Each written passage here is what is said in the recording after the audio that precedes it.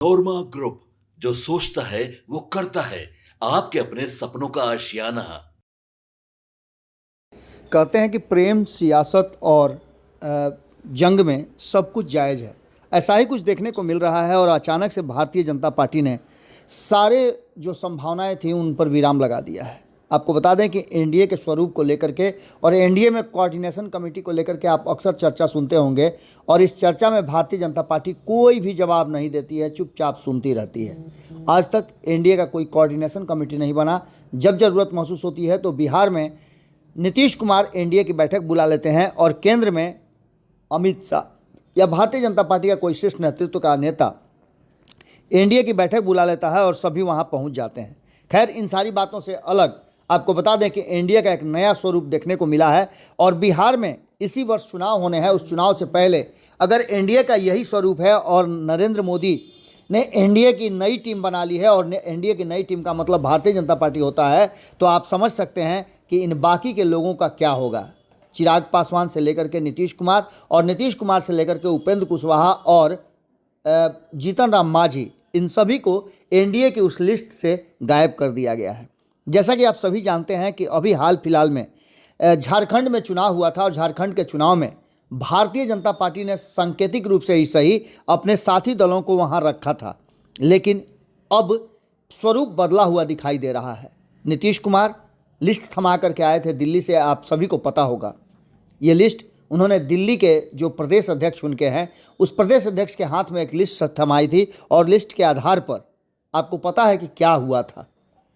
नीतीश कुमार की इस लिस्ट में 10 लोगों के नाम थे, जिनमें से कम 5 से 6 लोगों को दिल्ली में चुनाव लड़ाने की तैयारी नीतीश कुमार करके आए थे और इसकी लिस्ट भारतीय जनता पार्टी को सौंपना था और ये लिस्ट लेकर के जाने वाले थे संजय झा। संजय झा के हाथ में ये लिस्ट मिली कि नहीं मिली ये अलग बात है और संजय झा ने इस पर क्या फैसला किया ये भी अभी तक पता किसी को नहीं चला है, लेकिन संजय झा और नीतीश कुमार दोनों की दूरियां इस बात की तरफ इशारा कर रही है कि शायद ये काम हो नहीं पाया है। इससे पहले भी ऐसा हुआ था, उत्तर प्रदेश के चुनाव में आरसीपी सिंह जब अध्यक्ष हुआ करते थे तो इसी तरह की बातें सामने आई थी और वो भारतीय जनता पार्टी के साथ समझौता नहीं कर पाए थे। परिणाम आप सबके सामने है। एक बार फिर से बिल्कुल वही हुआ है। हम लगातार आपको बता रहे हैं कि दिल्ली में खास करके पूर्वांचल की जब बात आप करते हैं तो पूर्वांचल के कम से कम 18 से 20 ऐसे सीट हैं जहां हिंदी पट्टी के लोग प्रभावित करते हैं। उसमें बिहार के लोगों की संख्या बहुत अधिक है, क्योंकि आप जानते हैं कि दिल्ली से लेकर के देश भर की अलग अलग राज्यों में बिहार के लोग पलायन करके रोजी रोजगार और नौकरी के सिलसिले में जाते हैं। ये लोग दिल्ली में भारी संख्या में हैं। हमने आपको बताया था कि लगभग 17 से 18 ऐसे विधानसभा क्षेत्र हैं दिल्ली में जहां इनके बिना कोई भी जीत हार नहीं होती है और इनको विशेष तवज्जो दी जाती है। इसी बीच आपको ये भी पता होगा कि जिस तरह से पूर्वांचलियों को लेकर के एक बयान दे दिया था अरविंद केजरीवाल ने, उसको लेकर के भी काफ़ी चर्चाएं चल रही थी और चरतरफा हमला भी किए जा रहे थे। लेकिन ये बात शायद भारतीय जनता पार्टी को समझ में आ गई कि पूर्वांचली तो पहले ही से नाराज़ हैं आम आदमी पार्टी से, तो ऐसी स्थिति में इन लोगों को प्रश्रय देने का या फिर अपने साथी दलों के डिमांड को पूरा करने का कोई औचित्य है ही नहीं। वो स्वतः ही उनको वोट चला जाएगा। इस पूरी कहानी के साथ साथ अब तक जो भारतीय जनता पार्टी ने लिस्ट जारी की है 70 विधानसभा सीटों में, जो दूसरी लिस्ट जारी की है, इसमें भी किसी तरह का अपने सहयोगियों को शामिल करने की बात सामने नहीं आ रही है। आपको बता दें कि जो वर्तमान परिस्थिति बनी है उसमें दिल्ली में विधानसभा चुनाव के लिए जो रणभेरी फूंकी जा चुकी है, भारतीय जनता पार्टी ने दिल्ली में सत्ता हासिल करने का अपना जो नया नज़रिया है और नया स्ट्रेटजी है उसके तहत मैदान में अपने उम्मीदवारों को उतार दिया है। यहाँ उसे सत्तारूढ़ आम आदमी पार्टी और कांग्रेस के खिलाफ तीन तरफा कड़ी टक्कर का सामना करना पड़ेगा। भारतीय जनता पार्टी ने शनिवार को 29 उम्मीदवारों की दूसरी लिस्ट जारी की। इसके पहले एक सूची जारी की जा चुकी थी और भारतीय जनता पार्टी तीसरी सूची का इंतजार कर रही है। सकूर बस्ती से करनैल सिंह, मटियाल महल से दीप्ति इंदौर, जबकि राजेंद्र नगर से उमंग बजाज को टिकट दिया गया है। इसी तरह से कस्तूरबा नगर में नीरज बसोया, लक्ष्मी नगर से अभय वर्मा और कपिल मिश्रा को करावल नगर से टिकट दिया गया है। पार्टी के पूर्व सांसद प्रवेश वर्मा को नई दिल्ली सीट से, पूर्व मुख्यमंत्री और आम आदमी पार्टी के सुप्रीमो अरविंद केजरीवाल के खिलाफ मैदान में उतारा है। इसने कालकाजी से पूर्व सांसद रमेश बिधूड़ी को भी मैदान में उतारा है, जहां मुख्यमंत्री और आप उम्मीदवार आतिशी मैदान में हैं। ये सभी चीज़ें आप समझ सकते हैं कि किस तरह से स्ट्रेटजी बना करके की गई है। वहीं आपको बता दें कि 58 उम्मीदवारों की घोषणा हो चुकी है। भाजपा ने अपने राष्ट्रीय पदाधिकारियों दुष्यंत कुमार गौतम और आशीष सूद को क्रमशः करोल बाग और जनकपुरी से, अरविंद सिंह लवली को गांधीनगर से और पूर्व आप नेता कैलाश गहलोत को बिजवासन से मैदान में उतारा है। दिल्ली भाजपा के पूर्व अध्यक्ष सतीश उपाध्याय मालवीय नगर से चुनाव लड़ेंगे। इन पूरी कहानी में जो हमारे पास लिस्ट आई है, उस लिस्ट के हिसाब से जो ये पूरी की पूरी लिस्ट है, जिसमें 2 चरणों में उतारी गई है, इसमें 58 उम्मीदवारों के नाम घोषित किए गए हैं। लेकिन दूर दूर तक कहीं भी खोजने पर इसमें जनता दल यूनाइटेड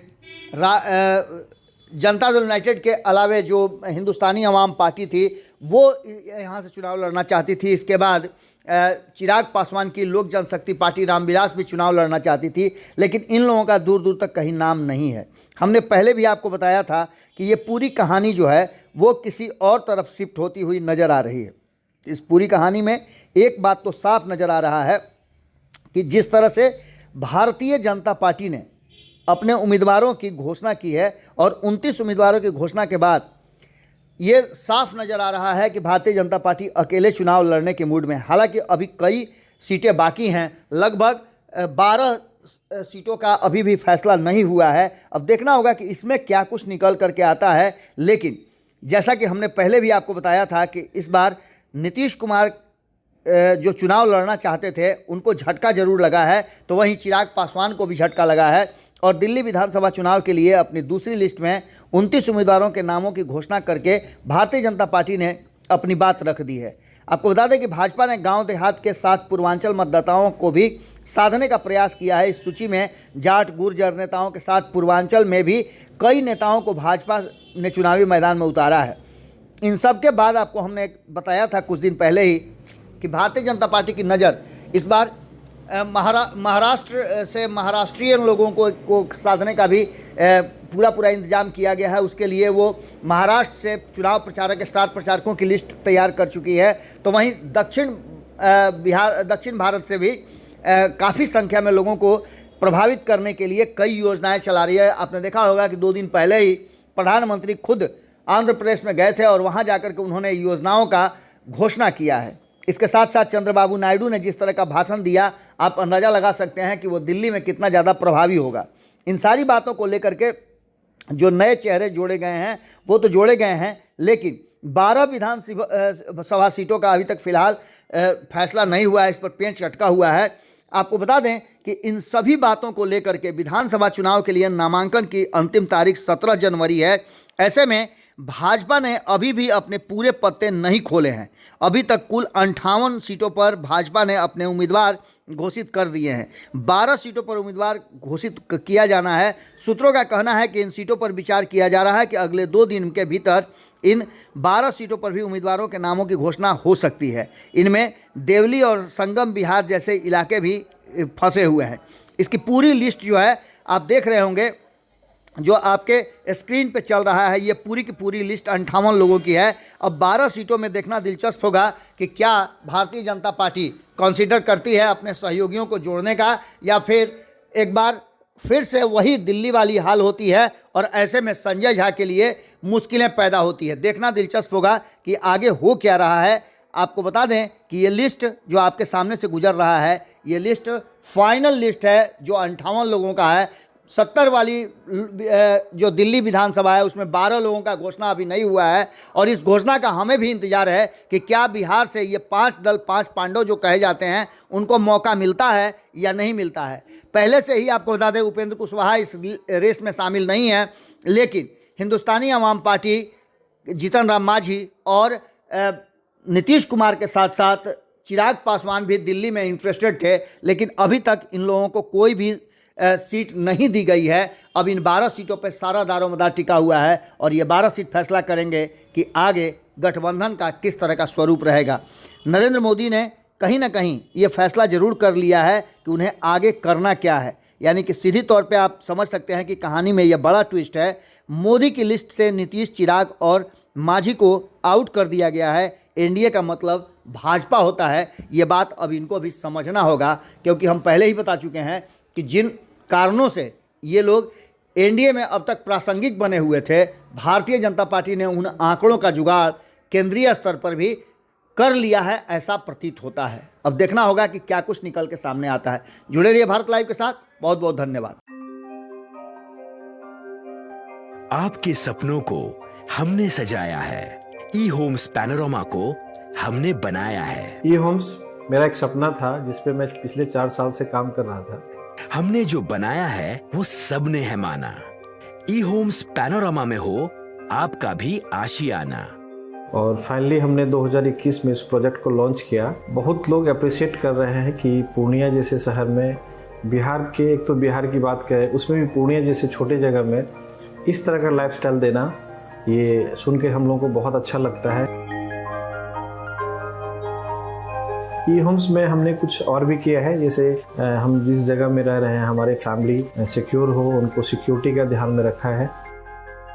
आपकी सुविधा और सुरक्षा आपके लिए खास है, ये आपका विश्वास है। इसमें आर्टिफिशियल इंटेलिजेंस का 7 लेयर सिक्योरिटी का हमने इस्तेमाल किया है। लस ग्रीन कैंपस को बनाया है। यदि हमारा बाउंड्री वाल है तो वो वर्टिकल गार्डन है। ये जितनी भी फैसिलिटी होता है एक इंटरनेशनल टाउनशिप में ई होम्स है, ये हम लोग विश्वास नहीं कर पा रहे हैं। जो भी हमारे मित्र, दोस्त या जो भी हमारे बाहर के बाहर आते हैं तो हम लोगों को बहुत अच्छा सुनने को मिलता है और बहुत अच्छा क्रेडिट मिल रहा है। वो सारा हमने सिर्फ एक बिल्डिंग नहीं बनाया, हमने एक बहुत अच्छा लाइफस्टाइल दिया ई होम्स में, और मेरा एक सपना था जिसको मैं आज फुलफिल होते हुए देख पा रहा हूँ। ये आपका आवास है।